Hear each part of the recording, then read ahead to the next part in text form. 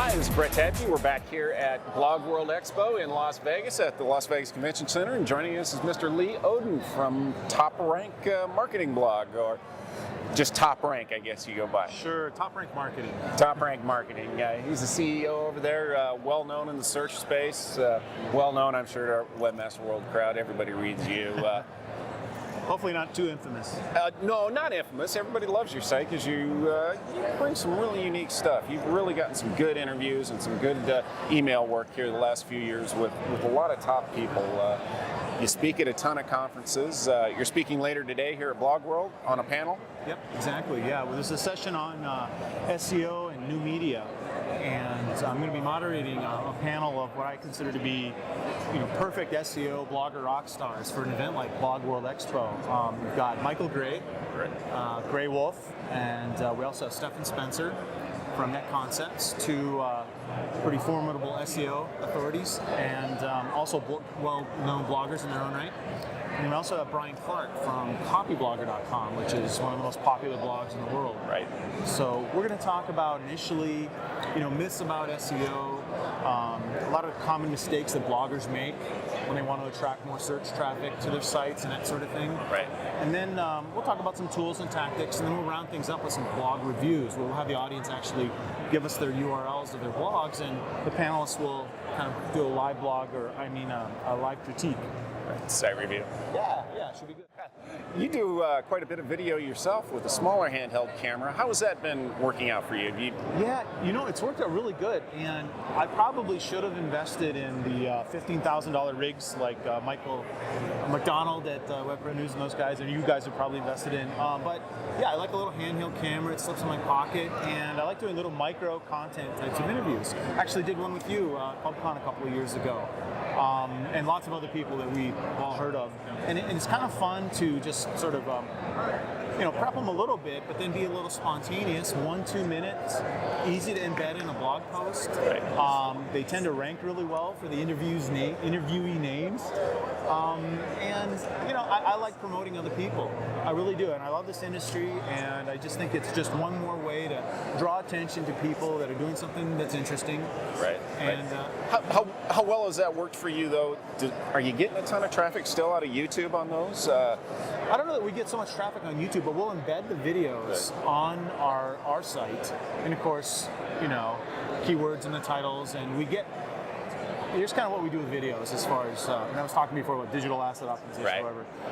Take something like a video, right? Take screenshots of important parts of the video and pop those up to image sharing sites. Get the videos using TubeMogul distributed to different video sharing sites, and wherever possible, link back to the authority, right? The original publishing of the video, which I would consider to be the embedded version on the blog. And that's optimized, right, for whatever keyword. So we get traffic to that, more so than maybe traffic to where it lives on Google Video or Vimeo or something like that. Okay. I just wondered how you were dealing with optimization of videos still today. It's slowly transitioning. Yeah. It's the values having show notes and descriptions of what to be found. I don't know that any engine is effectively crawling, right, doing text or speech to text translation or whatever, but it's the standard image, video, or other media optimization where the surrounding text, the anchor text links to the video, webpage, stuff like that. Right. Well, last conference we were at, I had Gregory Markel, who's well known in the video space, and we were talking about, in a lot of ways, it's like 2000 all over again with YouTube and optimization, and we've slowly been seeing some changes in that regard. You don't quite get the traffic you used to out of YouTube. Yeah, that's true, and I think there's a lot more attention on other video sharing sites and social network sites that allow people to shoot video on the fly right to their Facebook profile, for example. Right. And that might take away from people who were previously popping that video up to YouTube. Right. And like for us, we get more traffic out of MetaCafe than we do out of YouTube. Exactly. So yeah, that's interesting too.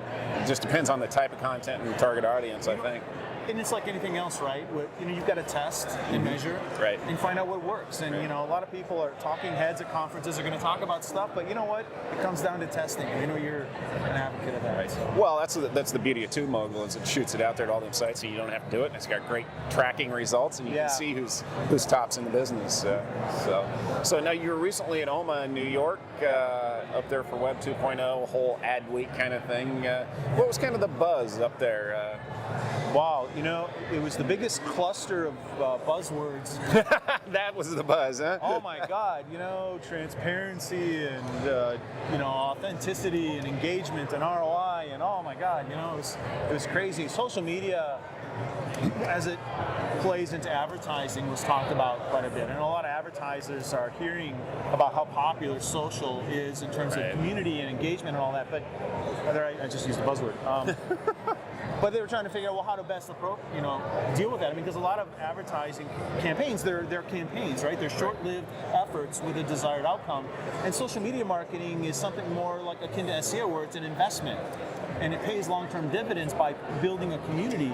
And advertisers are trying to grappling with, well, we create these assets, or we create this media, we generate some buzz, and then the campaign's done.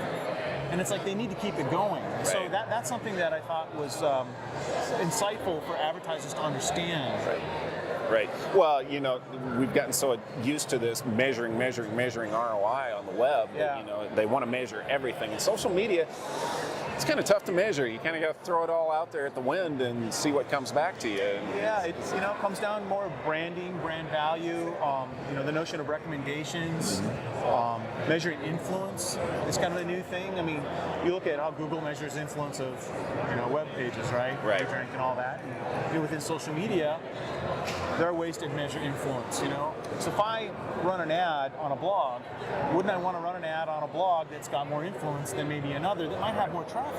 Right. Because there's that distribution or trickle-down effect that can amplify the effect of my message, Right. And so those are some things that folks that are doing social media marketing long-term are starting to look at. How do we qualify and measure influence within these different communities to make better decisions about advertising and also about just engaging them and creating content? Right. You're an early adopter of pretty much everything on the web these days. You were early into Twitter and Facebook and the social networks. Kind of the whole micro-blogging revolution. You probably, I haven't been on Twitter this morning. You're probably twitting up a storm from the conference. I'll be twittering after this. Yeah. So, telling folks about it. How is that working? Well, I think Twitter or like a blog or like anything else, it's a tool. And it's really only as good as how good the user is at it, adept and experienced, or just, how visionary they are about what it could do for them, and how creative they are. For us, Twitter's been fairly effective. We don't do we do very little, if any, traditional advertising for our agency.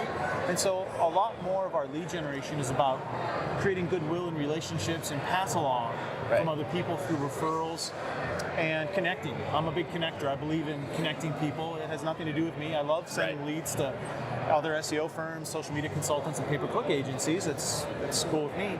And Twitter facilitates conversations. And it's something that you have to do and not expect an immediate return.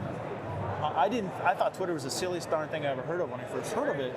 But once I got started and got into some dialogue, started sharing things of interest to other people, then all of a sudden, there's 2,700 people following us, which, isn't a lot, but it's not a small amount either. And it's like I can drop a link to something that's relevant to our audience, and all of a sudden, bam, it's being bookmarked and stuff. I haven't asked anybody, but they're doing it. They're submitting it. There's instant ROI there too. It's just so quick. You can get a buzz on what's going on out there, a bead on it. And if you monitor Twitter, and that's a really neat thing about Twitter is that all that information is crawlable, and so you can use tools like Twitter Search. Or we use a social media monitoring tool called Radian 6 that will monitor everything from traditional media to blogs to forums to video and image, but they'll also let you monitor Twitter, and it's all keyword based. And I think we're going to see a lot more search marketers getting pretty darn hip to these kinds of monitoring tools because they are keyword based. And leveraging that to doing basically keyword research that's social media specific. Right. Okay. Well, we are about out of the old YouTube time here, so Okay. I appreciate you taking time to talk to us Yeah, today, Lee. it's great seeing you. Thank you. Thanks. We'll be back for more.